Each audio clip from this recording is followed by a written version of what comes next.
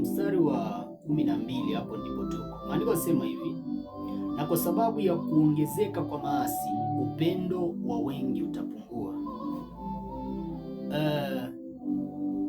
Yesu anasema hivi: yeye anipendaye atashika amri zangu, naye nitampenda, na Baba yangu na mimi tutakuja kujidhihirisha kwake. Kwa hivyo pasipo upendo Mungu hawezi kujidhihirisha kwako. Yesu anamwendea Petro, anamuuliza Petro, je, unanipenda? Anamwambia, kama kweli unanipenda, lisha kondoo wangu. Kwa hivyo Yesu anaposema kwamba kwa sababu ya maasi upendo wa wengi utapoa, ina maana kwamba kuna watu watakuwa wanafanya kazi ya Mungu, kuna watu watakuwa na lisha kondoo, kuna watu ambao watakuwa na chunga kondoo, lakini wakati ule ile kazi itapoa. Yaani wataachana na ule upendo wa kwanza wa kumpenda Kristo kwa sababu ya kuongezeka kwa maasi. Bwana Yesu asifiwe sana. Na ujue kwamba maandiko yanasema upendo huwa unafanya sheria zisikuwe na nguvu. Kwa hivyo watu wengi upendo wao kwa Kristo utapoa. Mstari wa 13 nasema hivi: lakini mwenye kuvumilia hata mwisho ndiye atakayeokoka. Kumbe kuna kuvumilia.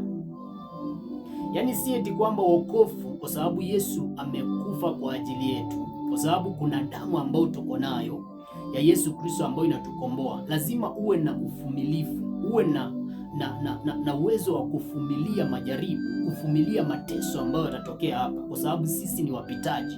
Huku duniani sio mahali kwetu. Yesu anasema atakayevumilia mpaka mwisho ndiye atakayeokoka.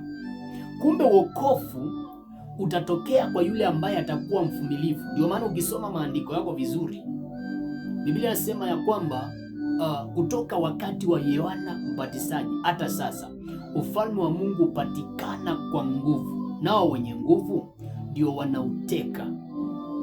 Kwa hivyo lazima uwe na nguvu ya kuvumilia majaribu, nguvu ya kuvumilia mateso, ndio baadaye uje kuurithi ufalme wa mbinguni. Bwana Yesu asifiwe sana. Ule mstari wa 14, nadhani hapo ndio tumefika. Mstari wa 14 unasema hivi: tena habari njema ya ufalme itahubiriwa katika ulimwengu wote kuwa ushuhuda kwa mataifa yote, hapo ndipo ule mwisho utakapokuja. Kwa hivyo cha mwisho kutokea kabla ya dunia kuisha ni kwamba habari njema ya ufalme itahubiriwa katika mataifa yote, na hapo ndio sasa mwisho utakapokuja. Bwana Yesu asifiwe sana. Sijui wewe ambaye ninayekufundisha umejiandaa kwa namna gani, kwa sababu sikuambii kwamba Yesu anakuja kesho ama kesho kutwa, kwa sababu anasema hakuna ajuaye siku, lakini vizuri ukawa umejiandaa. Maandiko yasema kwamba habari njema ya ufalme itahubiriwa katika mataifa yote ili kuwa ushuhuda kwa watu wote. Hii mitandao ya kijamii ambayo unaona imetokea kila mahali, kila mtu ako na simu, ako na YouTube, kuna Facebook, kuna TikTok, kuna Instagram, kuna Twitter, yani kuna platform mingi ambazo zinahubiri injili. Ni ili kila mtu aweze kufikiwa na ujumbe. Isitokee kwamba mtu akasema kwa sababu mimi nilikuwa Mchina sikupata kuhubiriwa injili kwa sababu kule nilikuwa naishi labda hakukuwa na Mungu. Hapana, uko na simu, unaweza ukaangalia kwa simu ukajua ni nini ambacho Yesu anachokisema kupitia kwa watumishi wake, kupitia kwa Biblia yako. Bwana Yesu asifiwe sana. Kwa hivyo cha mwisho ambacho kitatokea ni habari njema ambayo itahubiriwa kwa mataifa yote. Sasa nataka tuangalie kitu kingine ambacho kinaitwa chukizo la uharibifu. Kumbuka topic ambayo nilikuwa nafundisha, nilikuambia kwamba nafundisha kuhusiana na dhiki kabla ya Kristo, lakini pia chukizo la uharibifu. Kwa hivyo nataka unisikize kwa makini sana, ndio tujue hiki kitu ambacho kinaitwa chukizo la uharibifu ndio nini. Bwana Yesu asifiwe sana.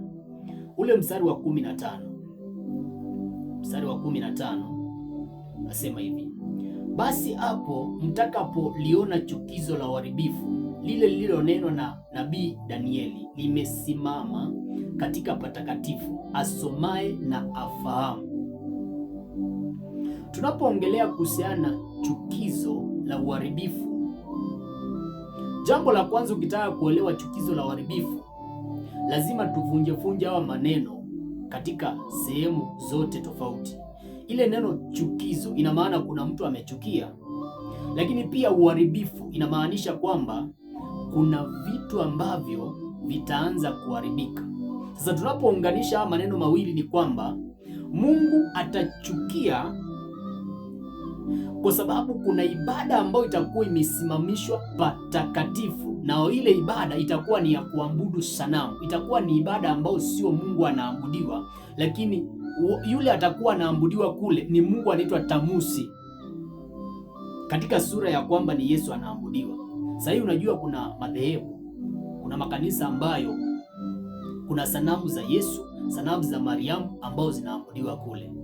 Ndio kitu ambacho kinaitwa chukizo la uharibifu, na maandiko yasema kwamba litasimamishwa patakatifu. Ina maana kanisani huko ambako mtaabudu ndiko hiyo chukizo la uharibifu litasimamishwa.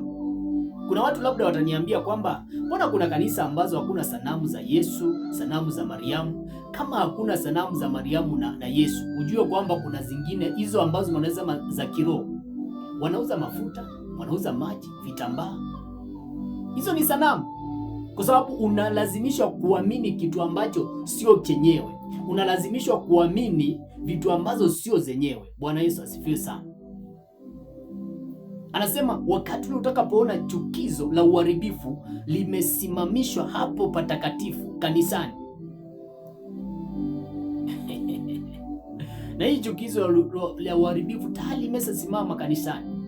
Watu wanauziwa mafuta, maji, wanaaminishwa kwamba mafuta ndio Mungu wao, maji ndio Mungu wao, kitambaa ndio Mungu. Mtu anabeba kitambaa hivi, anabeba mafuta. Sisemi ni vibaya, kwa sababu kwenye Biblia imewahi kutokea na imewahi kutumiwa, yaani vitambaa, mafuta zimewahi kutumika kwenye Biblia, lakini hufai kuzifanya kuwa ndio Mungu wako. Ile sanamu unaiona pale madhabahuni ya Yesu ama Mariamu, haufai kuifanya kuwa Mungu wako.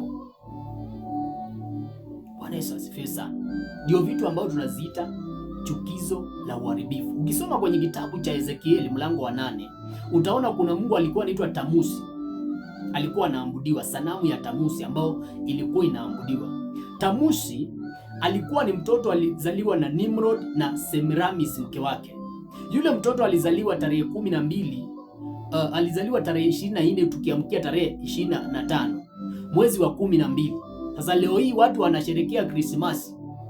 Alikuwa ni Mungu wa mazao. Ndio maana utaona kwamba wakati wa Krismasi watu wanatengeneza mti fulani. Unashangaa huu mti una uhusiano mgani na Yesu? Bwana Yesu asifiwe sana. Haleluya. Ni Mungu ambaye alikuwa anaabudiwa, na leo hii ameingizwa kanisani. Kuna makanisa ambao zimeweka sanamu ya Yesu. Yule mtu ambaye alicheza ile filamu ya Yesu alikuwa ni mzungu, anawekwa kanisani, wanaanza kumwabudu kule. Sasa hiyo ndio inaitwa chukizo la uharibifu. Kuna Mungu ambaye anaabudiwa, Mungu wa kike. Sijui alikuwa anaitwa Astroredi ama alikuwa anaitwa nani. Yule Mungu nitakusomea wakati fulani tu kwenye maandiko, ambaye ameandikwa kwenye yule Mungu ambaye nadhani kwenye kitabu cha Wafalme alijengewa sanamu na Mfalme Solomoni, kwa sababu Mfalme Solomoni alioa wanawake wa mataifa zingine, wakamletea Mungu wa kike, ambaye yule Mungu alikuwa ni Mungu, sijui alikuwa ni Mungu wa Moabu ama alikuwa ni Mungu wa Amoni ama ni wapi, lakini alikuwa ni Mungu anaabudiwa. Akaingizwa kanisani. Leo hii anaabudiwa Mungu huyo wa kike anaabudiwa. Unaona sanamu ya Mariamu imewekwa kanisani na watu wanaiabudu. Ndio maana Yesu anasema utakapoona chukizo la uharibifu limeketi pale patakatifu, asomaye na afahamu. Na ndio chukizo la uharibifu hilo. Sasa kama uko kwenye hilo kanisa, Mungu anakuita, huu ujumbe ulikuwa ni kwa ajili yako. Kama wewe umefanya mafuta na maji kuwa Mungu wako, unafaa kujua kwamba ni kati ya vitu ambazo Mungu hazipendi kabisa. Bwana Yesu asifiwe sana. Ni vitu ambazo zinaleta chukizo kwa Mungu, ambazo Mungu hazipendi.